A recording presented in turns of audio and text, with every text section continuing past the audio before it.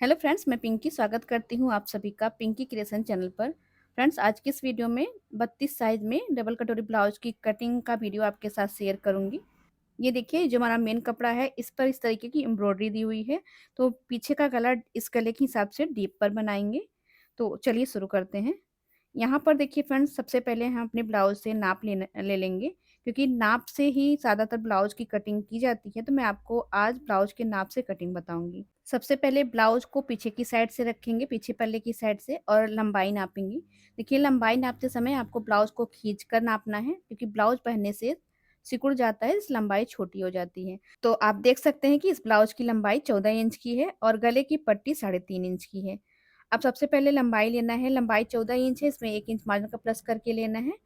और गला जो है 14 में से हम 3.5 इंच निकालेंगे, तो गले की लंबाई हमारी 10.5 आ जाएगी। अब हम इस लाइन को इस तरीके से मार्क कर लेंगे। डीप नेक गला है फ्रेंड, तो शोल्डर में यहाँ पर 5 इंच लूंगी और आर्म होल 5.5 इंच ले लेना है 32 साइज के हिसाब से। अब यहाँ पे फ्रेंड्स, हमारी जो चेस्ट है उसे नापना है। तो देखिए, ब्लाउज को हमने अपने सामने वाले पल्ले की साइड से रखा है और इस तरीके से चेस्ट नापेंगे। ये हमारी अपर चेस्ट होती है।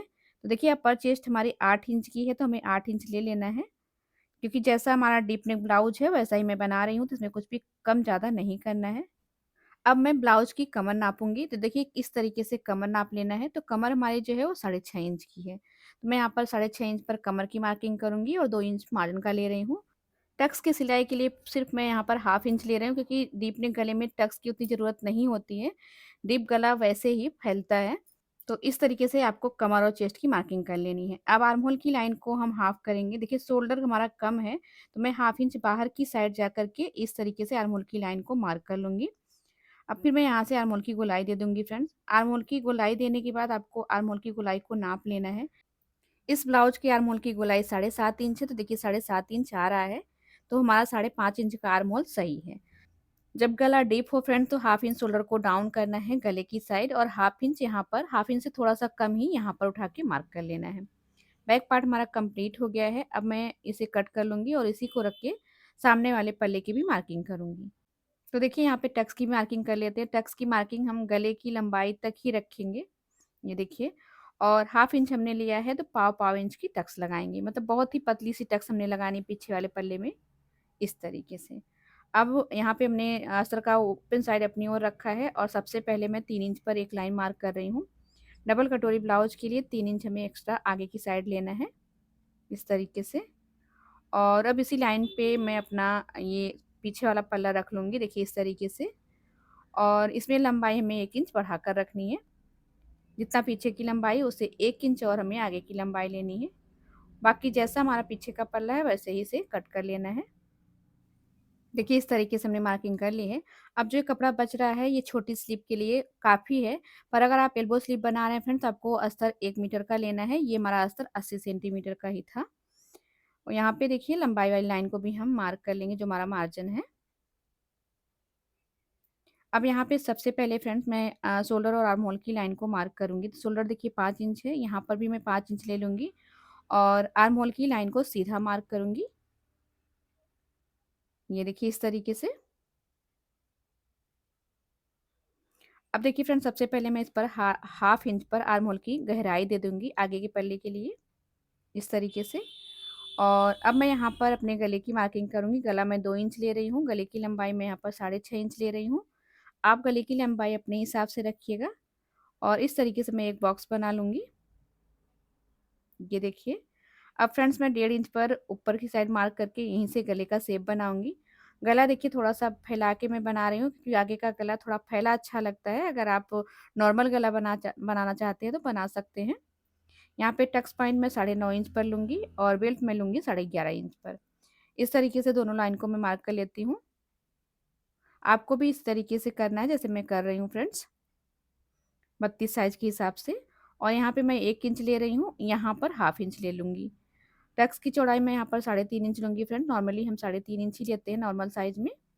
और फिर इसको यहाँ पर मिला देंगे। तो बेल्ट का शेप हमने बना लिया है। कटोरी लेंगे। कटोरी का साइज़ हम यहाँ पर 5.25 इंच लेंगे 32 साइज़ के हिसाब से। और इस लाइन को यहाँ पर हम सीधा मार्क करेंगे। ये देखिए, आर्म होल के पास जहाँ पे गोलाई है वहाँ से मैं 2.5 इंच ले रही हूँ। 2.5 इंच सभी साइज़ के लिए रखना है। और इस तरीके से पॉइंट को मिलाते हुए इस लाइन को यहाँ से यहाँ तक मिला लेंगे। अब हल्का सा देखिए यहाँ पर गोलाई दे देंगे तो हमारी कटोरी का जो शेप है अपने आप ही बन जाता है बहुत ही आसानी से। ये देखिए, अब ये जो टक्स वाली लाइन है यहीं से मुझे अपनी कटोरी को बढ़ाना है और डबल कटोरी बनाना है। तो हमारी जो अपर चेस्ट है वो 8 इंच की है, तो मैं 8 इंच की ही कटोरी का साइज़ ले लूँगी। इसमें मार्जिन भी प्लस है 1 इंच का। देखिए इस तरीके से। तो ये पूरी कटोरी हमारी 8 इंच की आएगी। ये देखिए यहाँ तक, इस तरीके से। अब यहाँ गले के पास फ्रेंड्स हमें 1 इंच लेना है, क्योंकि इसमें हाफ इंच चौड़ाई की पट्टी के लिए रहेगा और हाफ इंच कटोरी जॉइंट के लिए। और इस लाइन को मैं इस तरीके से मिला दूँगी। अब जितनी भी हमारी ये लाइन है, देखिए 8 इंच की लाइन है, तो 8 इंच को मैं हाफ करूँगी। जहाँ पे हाफ आ रहा है वहाँ से 1 इंच नीचे जाऊँगी और इस पॉइंट को यहाँ पर मिलाऊँगी और इधर की साइड यहाँ पर मिला दूँगी, ये देखिए। और ये हमारी कटोरी का पहला पार्ट कंप्लीट है, दूसरा पार्ट अभी हमें अलग से कट करना है।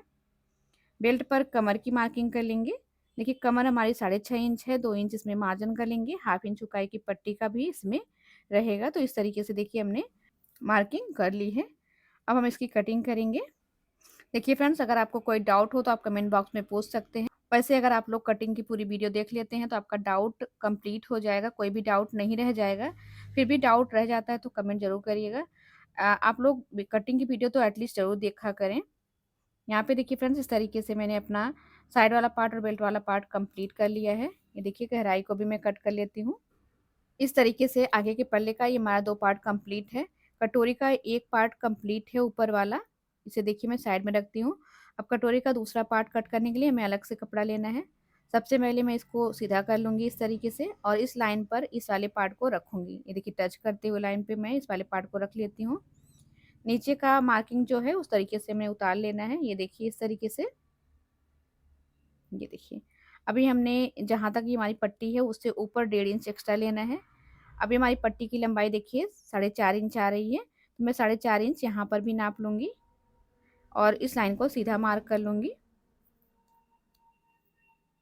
ये देखिए, बहुत ही ईज़ी तरीका है फ्रेंड्स। अगर कहीं पे भी आपको कोई डाउट हो रहा है तो आप कमेंट ज़रूर करिएगा। अब मैं इस लाइन को देखिए इस तरीके से हाफ करूँगी, इसका सेंटर ले लूँगी और फिर दोनों साइड से हाफ हाफ इंच लेकर के सेंटर पर मिलाऊँगी। ये देखिए इस तरीके से। ये देखिए, तो हमारा कटोरी का दूसरा पार्ट भी कंप्लीट हो गया है फ्रेंड्स। उम्मीद करते हैं कि आपको समझ में आ रहा हो।